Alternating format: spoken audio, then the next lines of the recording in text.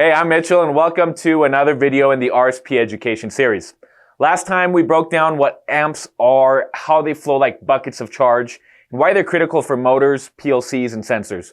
But there's a lot more to amperage than just the basics. For example, what's the difference between AC and DC power in industrial automation? Or why does three-phase AC dominate heavy machinery? Or how do we prevent system failures with circuit protection?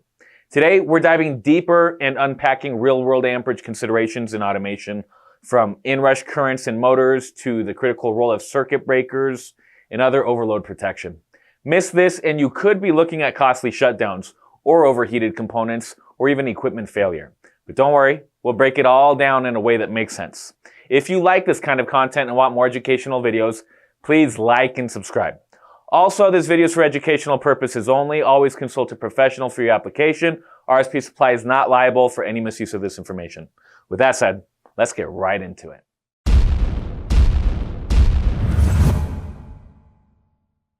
Now let's talk AC versus DC in industrial systems. So DC, or direct current, its power flows in just one single direction and is often used in PLCs, or programmable logic controllers.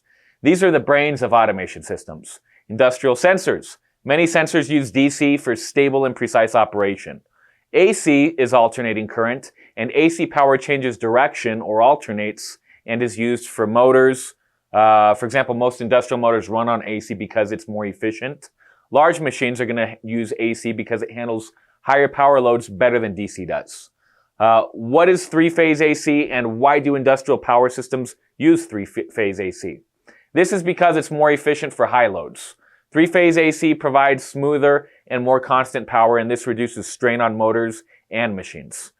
Smaller wiring needs, this is another bonus of three-phase. Compared to single-phase, three-phase systems are going to carry the same power with less copper. This reduces costs. Industrial motors run more smoothly and efficiently on three-phase power. RMS current in AC systems. What is RMS current? Like we mentioned before, AC voltage and current constantly change direction, making the actual power tricky to measure. RMS stands for root mean square, and RMS current is the effective current that delivers the same power as a DC system. It helps engineers and electricians calculate how much actual real power a device will use. Think of RMS as the average usable power in an AC system.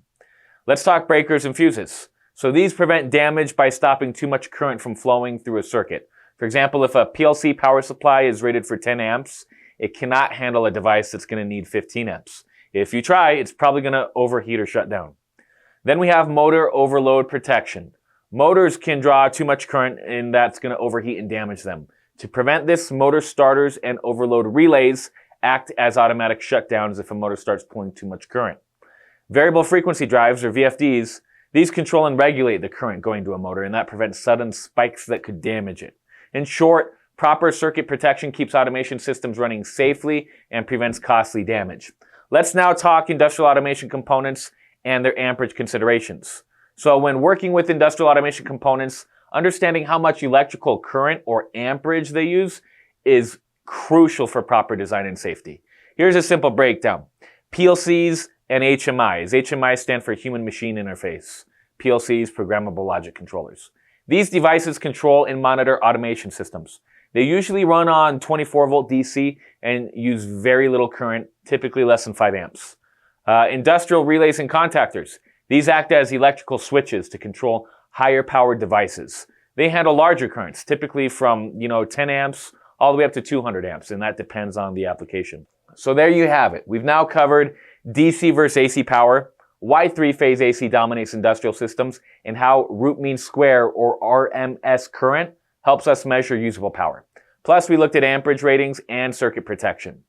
Understanding amps isn't just about numbers. It's about keeping your automation systems running efficiently and safely. For hundreds of thousands of other industrial automation products, please go to our website.